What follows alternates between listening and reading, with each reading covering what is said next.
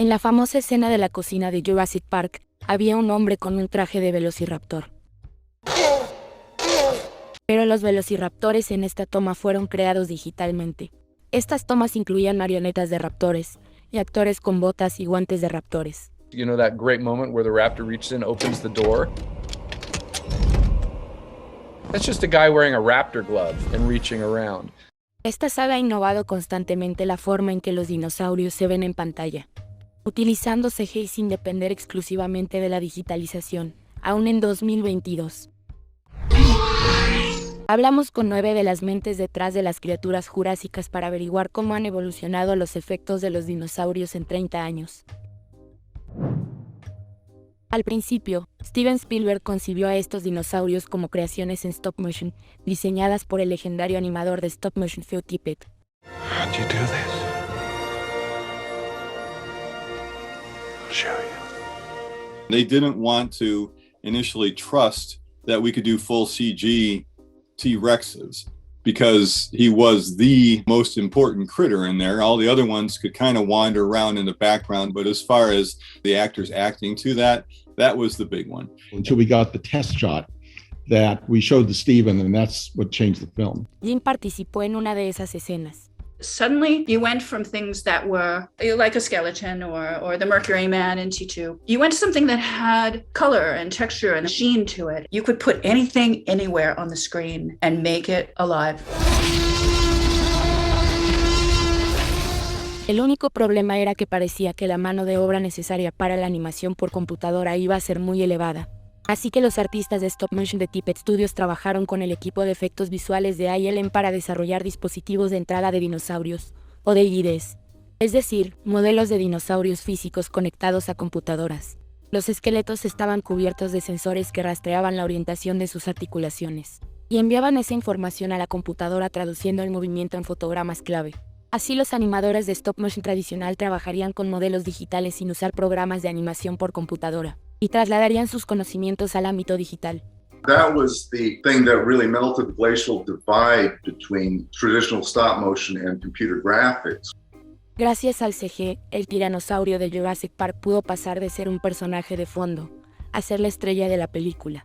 Spielberg incluso reescribió el final para incluir esta pelea digital entre el Rex y los dos raptores. Pero ¿cuál era el verdadero secreto de la credibilidad del dinosaurio? When we first meet the T-Rex in the paddock sequence, it is a combination of CG and practical effects. Y fue diseñado por el pionero en efectos especiales Stan Winston y su equipo de escultores, titiriteros y mecánicos. That sequence cuts between both methodologies. If you intercut CG with an actual physical on-set puppet, they're never quite sure what they're looking at. That is the reason that remains to this day one of the more realistic fantasy moments in cinema history. Los dinosaurios animatrónicos tuvieron sus propias mejoras. The dinosaurs of Jurassic Park required a whole rethink on the mold making process. Traditionally in practical effects, it would be done with various types of stones. These would not be appropriate materials for gigantic molds. So the studio looked to the epoxies that were being used in the aerospace industry and applied those materials for the dinosaurs. It allowed them to create very large, very durable molds that would retain their integrity. They wouldn't warp. Como estas marionetas de raptor que atacan a Muldoon. I was actually the raptor left arm puppeteer in most sequences. The arm cable actuated devices allowed for fantastic expressiveness with their hands. ¿Y cómo hicieron la icónica y compleja secuencia de la cocina? That sequence involves every possible trick in the book to make you believe raptors are real. CGI raptors, insert puppets that were basically the head and a bit of the neck, lower body rigs that were just the legs, raptor gloves. It includes men in raptor suits when they first enter the kitchen and one of them rears up and hoots. That's a man in a suit.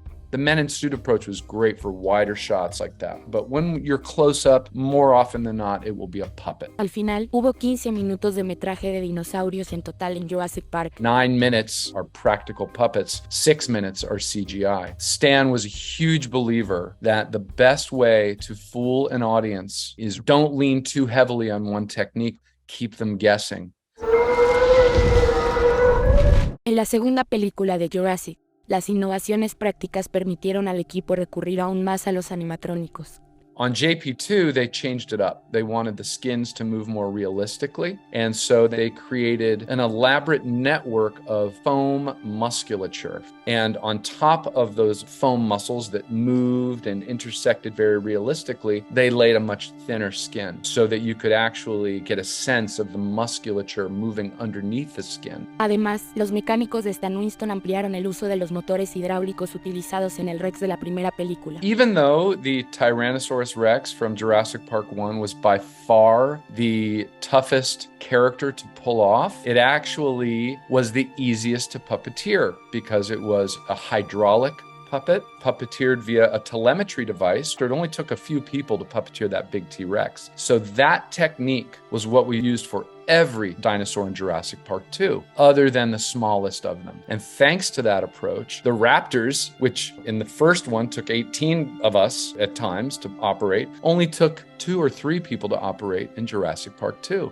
Los dinosaurios más pequeños, como los Compsognathus o compis que eran del tamaño de una gallina y atacaban en manada, seguían requiriendo el uso de un títere más tradicional, sobre todo cuando se unen para matar al cazador. There were so many of them, and so many CG ones had to jump on this actor. And they all had to be performing, and the guy's moving like this and thrashing, and he's pulling them, and all the weights when they jump onto this moving guy had to be right. El equipo de Stan Winston hizo varios tipos de marionetas para reflejar ciertos comportamientos de esos dinosaurios. Uno de ellos estaba unido al actor mediante almohadillas de velcro en un traje oculto. Un hilo de pescar súper resistente unía a la marioneta a un mando fuera de la pantalla, del que un titiritero tiraba para crear un movimiento de picoteo. Mientras tanto, un dispositivo hizo correr aire por la cola de los compis haciendo que ésta diera vueltas frenéticas. Para esta toma de Stormear tratando de quitarse los compis, se usó una marioneta que tenía potentes imanes en las patas. Estos imanes se adherían a otros que estaban cosidos en la ropa, lo que dificultaba librarse de los compis. Los titiriteros podían estar tan cerca de las marionetas como fuera necesario, ya que podían borrarse en postproducción.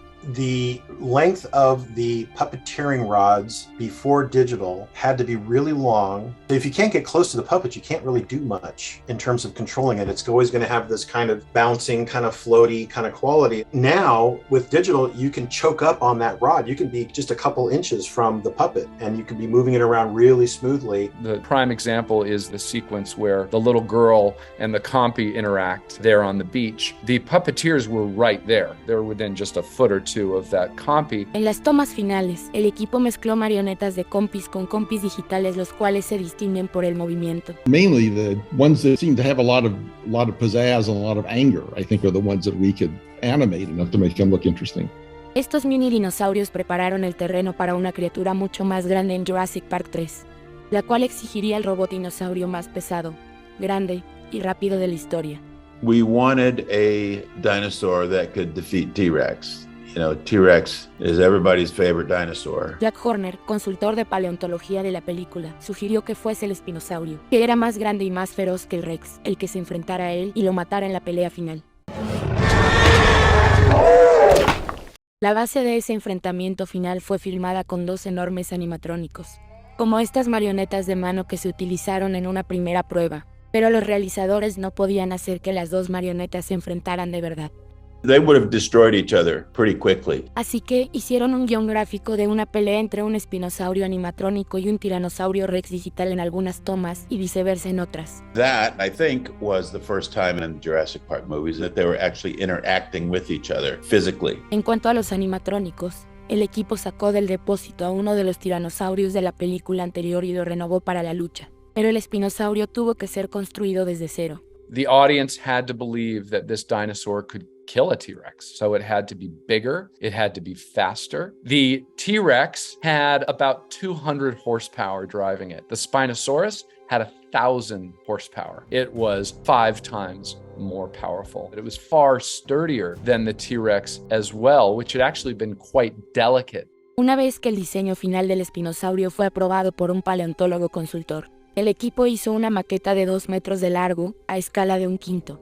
En lugar de esculpir el animatrónico con arcilla como hicieron con el tiranosaurio, el equipo optó por un método con una tecnología superior. Por eso usaron escaneo cibernético de la maqueta para crear piezas de espuma fresadas por computadora, y todas esas piezas debían ser resistentes al agua. cut. Good. With Jurassic Park 1, the T-Rex was rained upon extensively. The foam skins acted like a sponge and absorbed tons of water in every shot, which affected its performance because it was finely tuned to a certain weight. But when all the water was absorbed, it changed all those calculations. They waterproofed the T-Rexes in Jurassic Park 2 with a layer of silicone over the foam skin, and that waterproofing approach reached its pinnacle with the Spinosaurus, which the inner mechanical devices were waterproofed in waterproof housings. Aspects of the Spinosaurus's face were actually cast in a solid urethane that would not absorb water. That to this day remains the Guinness Book of World Records largest animatronic ever built for a film. Y era tan grande que hubo que levantarlo con grúas y llevarlo hasta los estudios Universal por una ruta que no pasara por debajo de ningún puente. Una vez en el set, fue montado en un carro motorizado ubicado sobre pistas, lo que permitía al animatrónico avanzar y retroceder y moverse hacia arriba y hacia abajo sobre cilindros. Para conseguir esos movimientos rápidos, se usó en el espinosaurio un sistema hidráulico de última generación, controlado por un dispositivo telemétrico de unos 45 centímetros. William H. Macy, quien interpretó a Paul Kirby, dijo que la marioneta podía girar la cabeza al doble de la fuerza de gravedad y que la punta de la nariz se movía a 160 kilómetros por hora. Sin embargo, su fuerza no la hacía indestructible. That scene with the airplane, every take it would lose one of its claws. Every take was all right, go back to the shop. Para la gran pelea, los dos equipos de titiriteros usaron dispositivos de telemetría para balancear las marionetas. It took about 12 animatronic operators to do each one of them. Aunque intentaron que el contacto físico entre las dos marionetas fuera mínimo, el Rex resultó herido. It was actually before the fight started. It was the two animatronic dinosaurs sort of roaring at each other. T-Rex sort of started going crazy. The puppet was just sort of vibrating. And it turns out that one of the hydraulic lines had broken inside. And hydraulic fluid was going everywhere and re-skinned part of it and try to sew it back together and everything. It was wild. It's on film somewhere. 14 años más tarde, las grandes mejoras en la captura del rendimiento hicieron posible movimientos complejos como este en la segunda franquicia Jurassic, el cual era un gran avance en el campo de las marionetas y el stop motion. Jurassic World ha querido llevar a sus velociraptores a un nuevo nivel de realismo, al darles una complejidad de movimientos sin precedentes. Era difícil para un artista de captura de rendimiento estar físicamente de pie por mucho tiempo, de la forma en que se supone que lo hace un raptor. Y los velociraptores tienen un tamaño y una forma muy distintos a los de los seres humanos. Pero ILM fue capaz de adaptar las actuaciones de los actores humanos a los cuerpos de los raptores, sin perder la sutileza de las actuaciones. El resultado fue que los raptores parecen pesados y reales, y son capaces de desplegar movimientos muy intrincados en la pantalla. Con el avance de la tecnología CG a este nivel, la próxima película pudo ir más allá del realismo puro, para dar vida a un dinosaurio diseñado genéticamente que en realidad jamás existió. El Indoraptor. Como era de esperar, este enorme dinosaurio iba a ser mayormente una creación digital, pero los actores necesitaban reaccionar a algo en el set. There was a lot of physical interaction between the actors and the dinosaurs in Fallen Kingdom, more so maybe than in the previous films. La solución para algunas escenas vino en forma de animatrónica parcial, como este brazo mecánico gigante y una cabeza respiratoria en movimiento, controlados por un equipo de titiriteros que hacían pequeños movimientos de ojos. A good deal of the Indoraptor was performed using a real-time animatronic. El equipo también construyó una cabeza estática. We created a full-size Indoraptor head and neck and tail that was made from a very lightweight inflatable material. So we actually blew it up like a child's bouncy castle, made a rig for it to allow two performers to wear, one the front end and one the back end. We would use these inflatable versions in any scene where the actors needed an eye line or the visual effects needed a scale representation that wouldn't be in the frame. Estas diversas formas del Indoraptor no solo proporcionaron al reparto compañeros de escena tangibles, sino que también dieron al equipo de cámara algo físico con que trabajar, y al equipo de efectos visuales una referencia para la iluminación y el movimiento del Indoraptor. The movement of the Indoraptor seemed to me to be quite faithfully followed. I'm never really quite sure whether there was a paint overlay or whether or not there was a complete C substitution for the Indoraptor in the end. I find it very difficult to know where and when the technique began. It's great. En Jurassic World Dominio, décadas de innovación permitieron crear dinosaurios híbridos, es decir, parte CG y parte marioneta, como el giganotosaurus, un dinosaurio con una cabeza del tamaño de un coche. The head, roughly sort of just above the shoulders, was an animatronic, and the rest of the creature is digital. And if you can see where it's slightly more opaque, white around the head and the neck, that's the physical piece of the dinosaur that was going to be made as an animatronic. We needed to be able to keep it and extend the rest of the dinosaur in post-production. And so it was really important that it moved in the same way as our digital creature. So this is the range of motion in the physical animatronic sufficient to allow the dinosaur to do what it needs to do. We could actually pass that information back to John Nolan, who was the creature effects supervisor. So when John was making the animatronics, they would be positioned in such a way that matched ILM's digital models. So it's kind of digital creatures driving practical animation. El equipo digital desarrolló herramientas para crear dinosaurios emplumados, ya que ahora se sabe que muchos lo eran.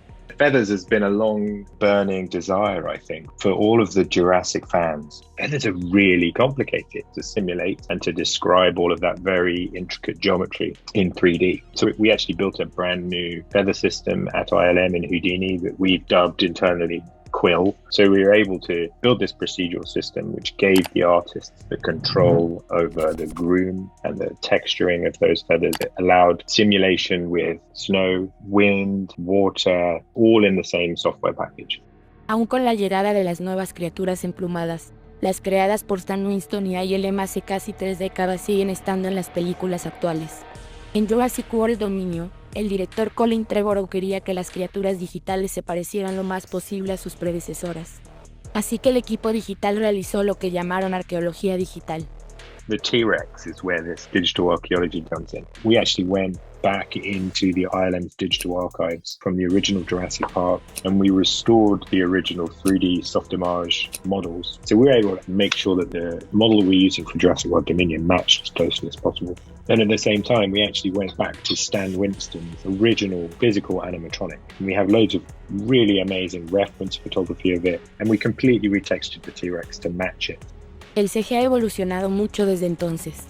ILM only had 60 shots in Jurassic. Now we'll do several thousand shots in a movie. We are aware that these walked the face of the earth, and for that they have a very, very special place. And it also makes it that much more exciting because you're kind of, wow, I'm bringing something to life, a real thing to life.